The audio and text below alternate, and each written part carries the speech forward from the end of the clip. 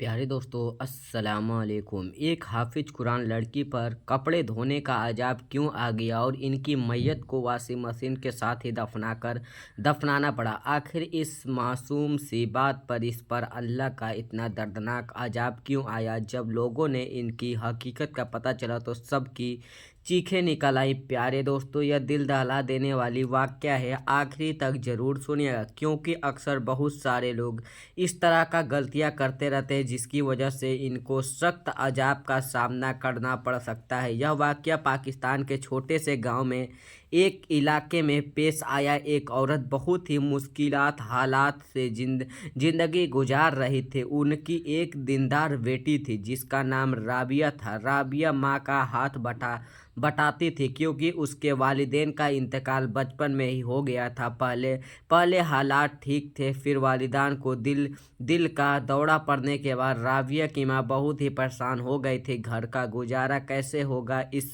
सूरत हाल में कि माँ ने लोगों के घरों में जाकर सफाई का काम करना शुरू कर दिया। राबिया की माँ कभी भी राबिया को अपने साथ नहीं लेकर जाती, बल्कि उसे एक मदरसे में दाखिला करवा दिया था ताकि वह हाफिज कुरान बन सके। और राबिया भी अपनी माँ की ख्वाहिश को पूरा करने के लिए मदरसे जाया करती थी। जब राबिया हिफ्स कर ली तो वह घर पर ही रहती थी, क्योंकि राबिया की माँ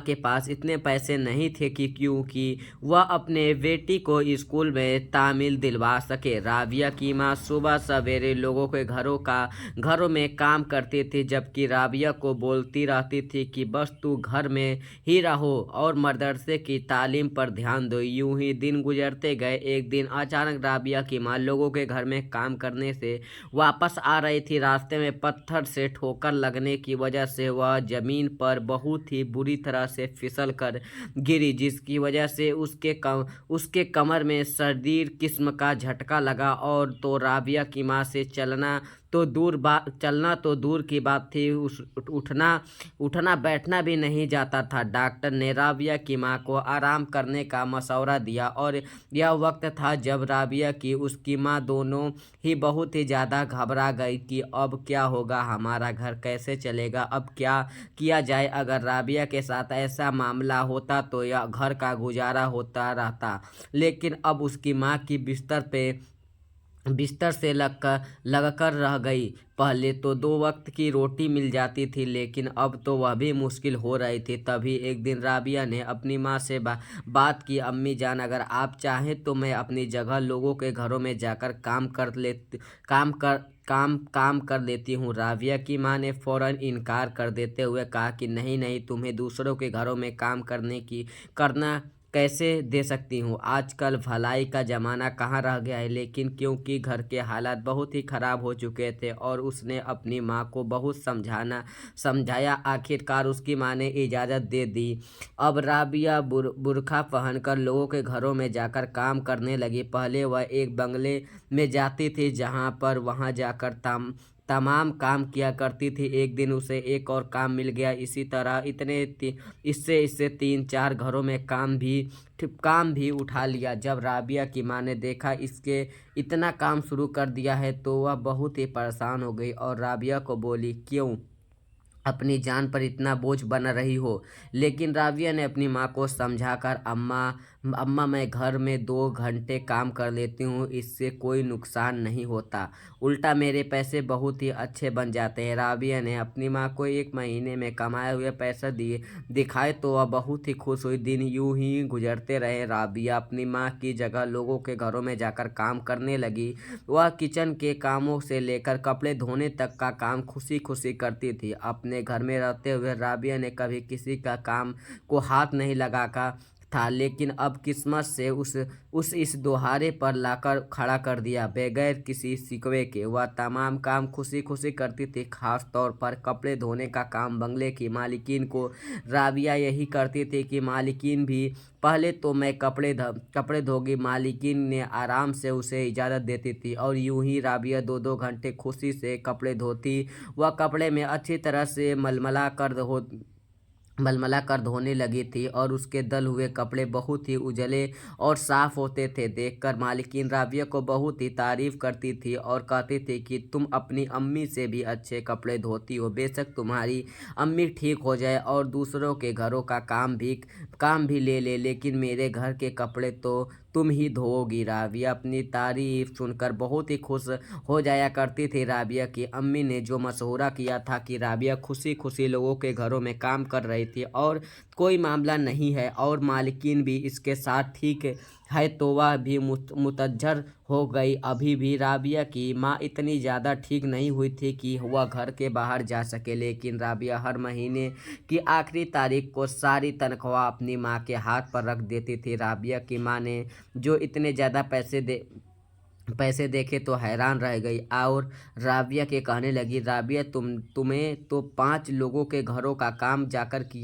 किया है, लेकिन यह तनख्वाह तो उससे मुकाबले में बहुत ही ज़्यादा है। राबिया ने अपनी मम्मी की बात सुनी तो उसे तसल्ली देते हुए कहने लगी, अम्मी दरअसल बात यह है कि मैं घर की सफाई के अलावा छोटे मोटे काम भी कर लेती हूँ, जिसकी वजह से मालकिन की खुश हो जाती है और मुझे 3,000 रुपये इजाफे में दे देती है, इसलिए मेरे पास पैसे आ जाते हैं। राबिया की माँ यह सुनकर दुखी हुई कि मेरी बेटी जो भी अभी 19 साल की है और कभी इससे घर का काम भी नहीं किया, लेकिन अब रोटी कमाने के लिए दिन रात मेहनत कर रही है और इतना ज़्यादा काम करना पड़ता है, लेकिन राबिया के चेहरे तो बिल्कुल खुश नुमा नज़र आते हैं, क्योंकि उसे इस काम में मोहब्बत हो गई थी। यूं ही राबिया की अम्मी ने अपनी बहन के बेटे के साथ राबिया की मंगनी कर दी। अब राबिया अपने इन पैसों के अपना जेब बनाने लगी और थोड़ी ही मुद्द में उसकी तमाम ज़रूरत पूरी चीज़ें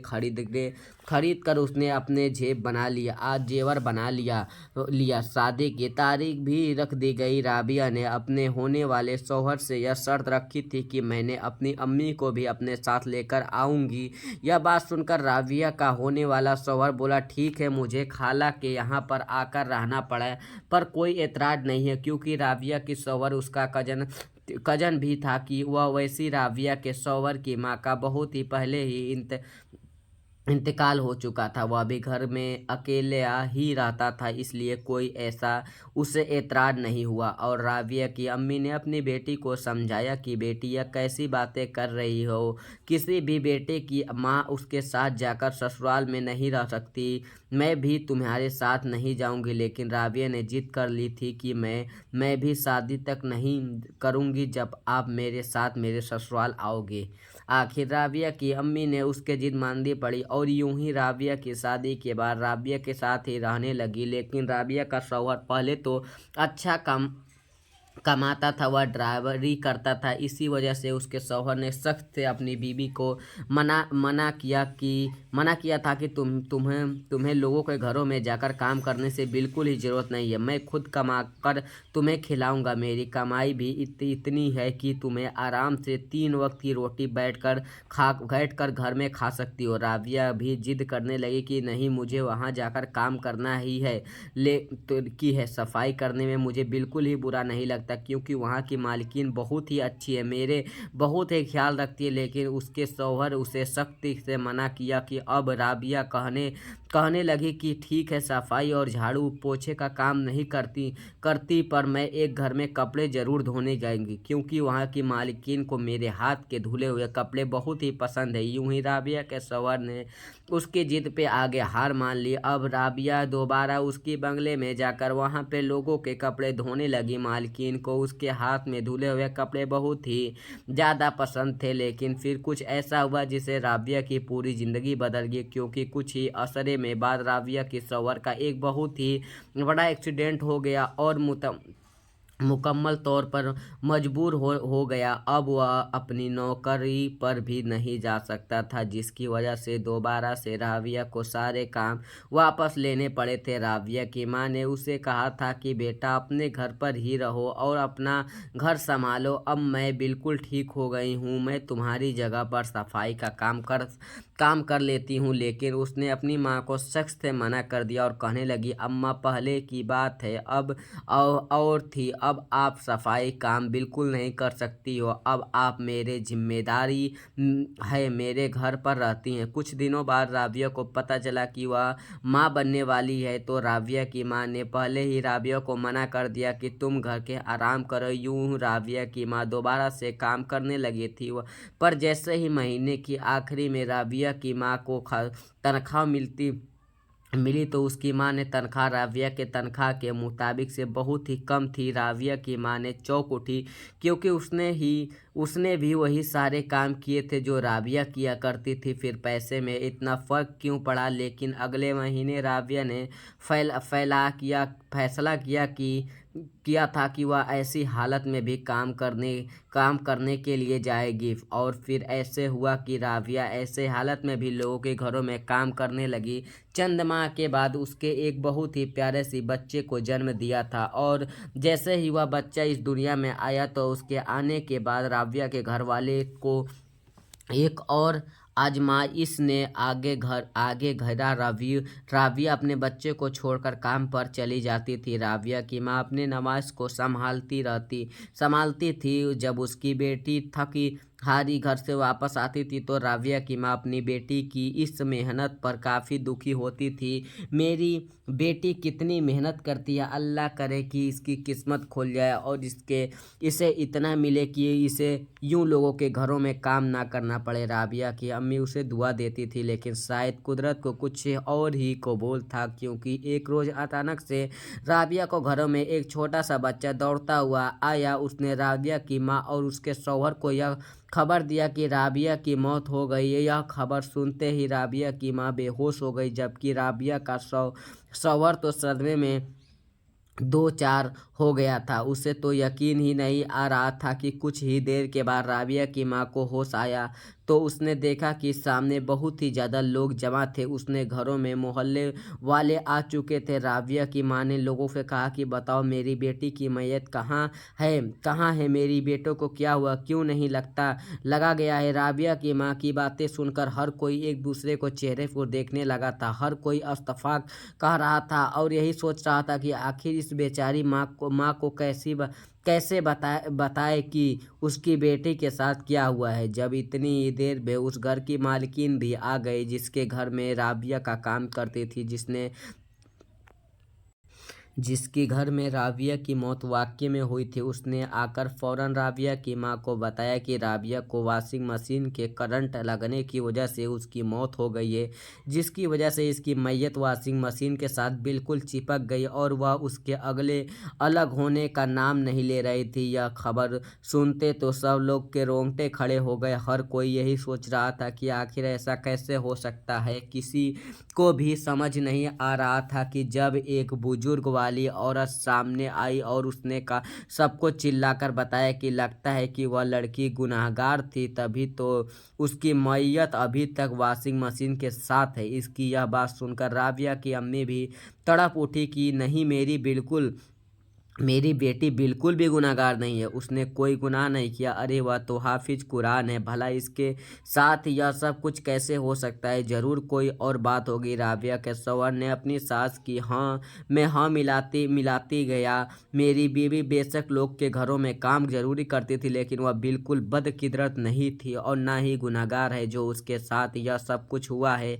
इस तरह सभी लोग इसके मालिकीन पर ही शक करने लगे। हर कोई मालिकीन को इल्ज़ाम लगा रहा था कि लगता है कि मालिकीन ने ही राबिया को मरवाया है, जरूर इसके साथ जुल्म किया है। सब कुछ सुनना था। मालकिन बहुत ही ज़्यादा घबरा गई। उसने सबको कहा कि नहीं, मैंने उस पर कोई जुल्म नहीं किया, बल्कि मैं तो हमेशा यही कहती थी कि तुम्हारा काम बहुत ही अच्छा होता है, और अगर मैं जुल्म करती तो भला वह अपने शौहर से मना करने के बावजूद भी मेरे पास काम करने क्यों आती। उसके शौहर ने उसे काम करने से मना करता था, लेकिन वह हमेशा मेरे पास आकर ही काम करती थी। अगर मैं इसके पर जुल्म करती तो भला वह मेरे पास क्यों आती, जिद क्यों करती। मालकिन यह बात भी लोगों को सच सच लग रही थी।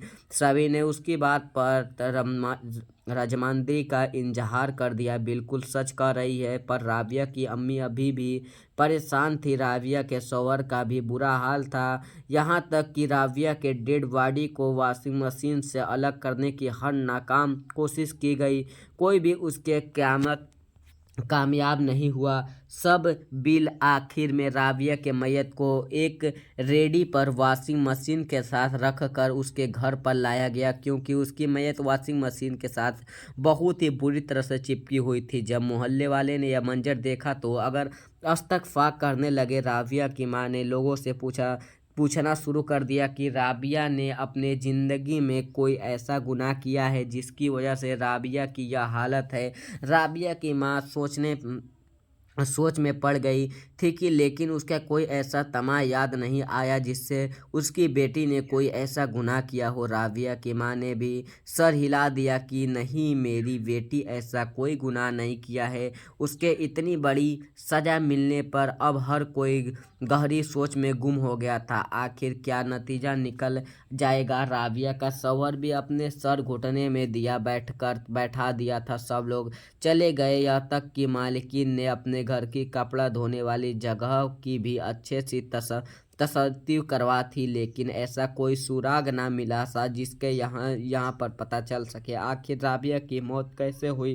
राबिया के मौत को अब तक तकरीबन 2 दिन गुजर चुके थे और 2 ही दिन गुजरे के बाद उसके जिस्म में बहुत ही गंदी किस्म की बदबू आने लगी थी कि लोगों भी बर्दाश्त नहीं कर सकते। सबका यही कहना था कि बेहतराम यही है कि इसे वॉशिंग मशीन के साथ दफना कर दिया जाए, मैयत को इसके अलावा होने का इंतजाम ना किया जाए। राबिया की अम्मी अब बहुत ही ज़्यादा परेशान हो गई थी। थक हार कर राबिया की मां ने एक आखिरी फैसला लिया और अपने दामाद के पास गई। उसने कहा कि बेटा, मुझे तो लगता है कि मामला बहुत ही ज़्यादा संजीदा है। हमें ऐसा करना चाहिए कि किसी बुजुर्ग या आलिम दल के इस बातों का जिक्र करवाना चाहिए, इससे पूछना चाहिए आखिर अब हम कैसे हमें कोई फैसला सुनाया। इसके शौहर ने भी हामी भरी और फिर वह जामिया में बहुत ही बड़े मुस्तफ़ी साहब के पास गए। इसने मामले के बारे में बताया। मुस्तफ़ी साहब ने राबिया के घर में आने का फ़ैसला किया। मुस्तफ़ी साहब ने जैसे ही राबिया के घर पर आए तो राबिया की मां ने सारी दास्तान मुस्तफ़ी साहब को आगे बयान किया। पहले तो मुस्तफ़ी साहब ने अफसोस का इजहार किया, फिर गहरी सोच में खो गए। उन्होंने अपनी आंखों से वह मंजर देख लिया था कैसे राबिया की मैयत वॉशिंग मशीन के साथ चिपकी हुई थी। इसके बाद वह राबिया की अम्मी से पूछने लगे कि आखिर राबिया ने अपनी ज़िंदगी में कोई ऐसा गुनाह किया था जो राबिया की मौत का ऐसा सबब बन सका। राबिया की अम्मी ने नहीं मैं सर हिलाकर उसकी शौहर के कहने लगा कि मेरी बीवी बिल्कुल गुनाहगार नहीं है, वह बेगुनाह है, लेकिन हमें समझ नहीं आ रहा है कि आखिर इसकी मैयत वॉशिंग मशीन के साथ क्यों चिपकी हुई है। मुस्तफ़ी साहब ने इन दोनों की बात पर अपने तहन्नुम सुनी और कहने लगे कि आमतौर पर ये ऐसा शख्स था कि होता है जिसका कोई बहुत ही बड़ा गुनाह किया है और उस गुनाह की किसी को भी खबर ना हो। मुझे लगता है कि अगर करंट लगने की वजह से इसकी मौत हुई है और इसका वजूद वॉशिंग मशीन के साथ चिपका हुआ है तो यकीनन इसने इसी जगह पर कोई गुनाह किया होगा। यह बात सुनते ही राबिया की अम्मी के साथ राबिया के शौहर भी पैरों से नीचे ज़मीन निकल गई। वह दोनों मुस्तफ़ी साहब से हैरानगोश कहने लगे, मेरी बीवी इतनी नेक है और वह ऐसी हरकत नहीं कर सकती है। मुस्तफ़ी साहब ने इसे कहा गुनाह की न्यों किसी किस्म की हो सकती है। फिर मुस्तफ़ी साहब ने राबिया के माँ से एक सवाल किया, क्या आप मुझे बता सकती हैं कि राबिया कितने घरे में काम करती थी, क्योंकि राबिया के साथ अपनी ज़िंदगी का एक अरासा गुजरा है तो ज़रूर कुछ ऐसा गुनाह हुआ होगा, या फिर वही ऐसे तो नहीं किया। वह लोग ने घरों में जाकर काम करती थी, या क्या पता इसकी गलती से किसी की कोई चीज़ चुरा ली हो। राबिया की मां ने फ़ौरन कहा कि नहीं, मेरी बेटी कभी चोरी नहीं की थी और मैंने उसकी ऐसी तरबियत भी नहीं थी। मुस्तफ़िक साहब ने कहा कि क्या पता आप कुछ बोल रही हो या कभी आपने कुछ ऐसा महसूस किया कि मालूम हो सकता है हटकर उसके बर्दाश्त अगर अलग हो गया हो, फिर कोई आपके उसके तबल्लिग मसरूर सी हो गया हो, कोई ऐसा दिन जब आपको लगा हो। राबिया बहुत ही ज़्यादा खुश हो। उसकी माँ ने कहा कि मेरी बेटी तो हर वक्त ही खुश रहती थी, वह लोगों की बहुत ही मदद करती थी। उसकी माँ ने एक बार फिर यही कहा कि नहीं, मेरी अपनी बेटी की कोई तकलीफ़ नहीं महसूस नहीं किया है। राबिया ने माँ को फुट फुट कर रोने लगी। मुस्तफ़िक साहब ने राबिया को माँ को एक आखिरी सवाल किया। कहा, क्या आप मुझे यह बता सकती है कि राबिया महीने के कितने कमा लेती थी? राबिया की माँ ने खुशी खुशी कह दी कि मेरी बेटी महीने में बहुत ही ज़्यादा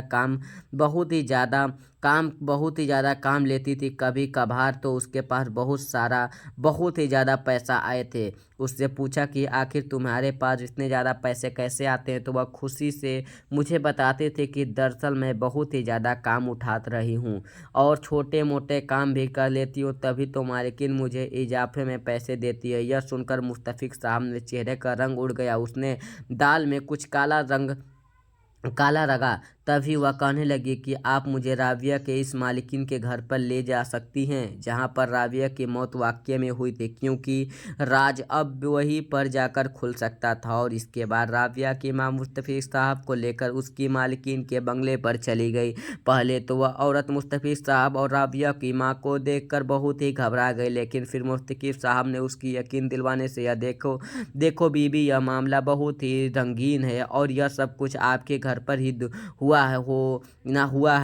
आप इसे बारे में ज़रूर कुछ ना कुछ जानती हैं। मैंने आपसे दस्तखत करूँगी कि आप जो भी कुछ मालूम है यह सब आप कुछ भी इसे मामले में मुताबिक जानती हैं तो खुद के लिए बता दीजिएगा, ताकि इसके बेटी को कब्र में मिट्टी नसीब हो सके। इस पर राबिया की मालकिन ने एक ठंडी आह भरी और फिर मुफ्ती साहब को राबिया की माँ को सब कुछ बता दिया। वह कहने लगी कि जब राबिया की मौत का मैंने उसके घर पर जाकर बताया तो गांव वाले मुझ पर ही शक कर रहे थे। मैंने सब कुछ सच सच बताना चाहती थी, लेकिन फिर डर गई कि कहीं लोग मुझे ही इनकार करवा दो, वह ठहरा दे। राबिया काफ़ी सालों से मेरे पास काम करती थी। मुझे इसका काम बहुत ही पसंद था। वह कपड़े बहुत ही अच्छे धोती थी, लेकिन मुझे यह नहीं पता था कि वह कपड़े के मजहर एक लालच थी वजह से धो रही थी। जिसके दिन राबिया की मौत हुई थी उसके कुछ वक्त पहले ही राबिया ने मशीन में कपड़े धोना शुरू किया और मेरे कमरे में कुछ कपड़े धोने वाले रखे थे, इसलिए मैंने वह कपड़े देने के लिए राबिया के पास गई। लेकिन मैंने देखा कि राबिया चोरों की तरह कपड़ों की तलाशी में ले रही थी। इधर उधर मुंह करते हुए कपड़ों में कुछ टटोल रही थी। कपड़े की जेबों में हाथ मारकर देख रही थी कि शायद क्या कोई चीज़ ढूंढने चाहती हो। यह सुनकर देखकर वहीं पर चुपकर सब कुछ देखने लगी। मैंने देखा कि मेरे शौहर के कोट के जेब में 500 का नोट निकला, जिसके देखकर राबिया की आंखों में चमक आएगी। उसके जल्दी दुपट्टे में पल्लू में उस नोटों को बांध लिया। फिर दूसरे कपड़े को टटोलने लगी। ऐसे करते करते उसने सब कपड़ों में से 100, 50, 500 का नोट मिल चुका था। उसको 100, 50, 500 का नोट इसी तरह मिलता रहा। इस तरह उसे पैसे मिल रहे थे, क्योंकि मेरी आदत नहीं थी कि मैं कपड़ों को चेक करने से धोने के लिए डालती थी। अक्सर मेरे शौहर और मेरे बेटे के कपड़े में जेबों में पैसा रह जाते थे। कई दफ़ा मेरे शौहर ने मुझे इस बार पे बताया था कि मेरे फला कपड़े में इतने पैसे छूट गए थे, क्या तुम्हें मिला? तो मैंने उसकी बातों को इतना सीरियस नहीं लेती थी, नज़रअंदाज कर दी थी, क्योंकि हमारे पास अल्लाह का दिया बहुत ही कुछ हमारे लिए चीज़ों पे बहुत ही मालूम थी। लेकिन जब उस दिन मेरे राबिया को ऐसा हरकत करते हुए देखा तो मुझे शदीद किस्म का झटका लगा। खुदा जानता है कि मैं इस पर किसी किस्म की भी कोई ज़ोर ज़बरदस्ती या तशद्दुद नहीं किया करती थी। बस इसके पास गई और इसे वह कपड़े का थमा दिया और मैंने कहा कि अगर तुमने पैसे चाहिए थे तो तुम मुझे मांग लेती, मैंने तुम्हें भी कभी फ़र्क नहीं किया। जो हमारे घर पर बताना था, वह तुम्हें और तुम्हें बच्चों के लिए मैं भी देती थी, कपड़े जूते पैसे सब कुछ मैंने तुम्हें दिया, पर तुम्हें ऐसे हरकत क्यों किया? मुझे उसके साथ पैसे की कोई एतराज़ नहीं था, मैंने तो उसके वह पैसे लिया लिया भी नहीं। मुझे तो सिर्फ इसका ईमानदारी पर दुख हो रहा था कि यह कहकर जैसे ही अपने कमरे में की तरफ मुड़ी, एक जोरदार चीख की आवाज़ हुई सुनाई दी। वह राबिया की चीख थी। दौड़ते हुए गई तो देखा कि राबिया वॉशिंग मशीन के साथ बुरी तरह से चिपकी हुई थी, शायद उसे शदीद किस्म की झटका लगा हो। मैंने घर में मौजूद बाकी नौकरों को बुलाया। बड़ी मुश्किल से हसन ने चिस बंद किया, लेकिन वह राबिया डेड बॉडी इसके अलग होने का नाम ही नहीं ले रही थी। इसीलिए मुझे मजबूरन इस वॉशिंग मशीन के समेत ही राबिया के घर पर उसकी मैयत को पहुंचाना पड़ा। ये कहकर वह औरत भी बहुत ही दुखी हुई। उसकी आंखों में से आंसू आ गए। अब मुस्तफ़िक साहब ने सब कुछ समझ चुके थे। शायद अब राबिया की माँ को भी वह सबके कुछ समझ आ रहा था कि इसकी कैसे उसकी बेटी महीने में आखिरी दिनों में इतने ज़्यादा पैसा कमा कर लाती थी। राबिया की माँ का सर झुक गया और वह बहुत ही शर्मिंदा हुई। मुस्तफ़िक साहब से कहा कि बीबी, आपको अपने तमाम सवालों को जवाब मिल चुके हैं। अब बेहद यही है कि राबिया को इस वॉशिंग मशीन के साथ ही दफना कर दिया जाए, तो उसके गुनाह की सज़ा थी जो उसे मिलती है। लेकिन राबिया की माँ और राबिया के सवर के दिल पर जो गुजरे थी वह कोई नहीं जानता था। फिर यूं ही राबिया के मैयत को वॉशिंग मशीन के साथ दफना कर दिया गया। राबिया की मौत को अलवजह जानकर लोगों को कानों से तलक ज़मीन उड़ गए और सबने यह पक्का आजमा लिया कि कभी ऐसा हरकत नहीं करेंगे, ऐसा गुनाह कभी नहीं करेंगे जिससे ऐसी दर्दनाक मौत हो। प्यारे दोस्तों, ये वाक़या हम सभी के लिए एक बहुत ही बड़ा सबक है, क्योंकि बहुत ही ऐसे औरत जो घरों के काम करती थी, शायद सही भी नहीं, लेकिन इनमें जिद एक दो तरह के हरकतों ज़रूर करती हैं। प्यारे दोस्तों, इसीलिए इस वीडियो को आप दोस्तों भाइयों अपने रिश्तेदारों के पास शेयर करिए, क्योंकि शायद वह लोग भी ऐसे गलती करते हों और उन्हें भी इबारत हासिल हो सके। और दोस्तों, आप लोग कभी भी आप इसी तरह के चैनल को सब्सक्राइब करिए। दोस्तों, अगर चैनल पे पहली बार है तो चैनल को आप ज़रूर सब्सक्राइब दोस्तों प्यारे दोस्तों कर लीजिए।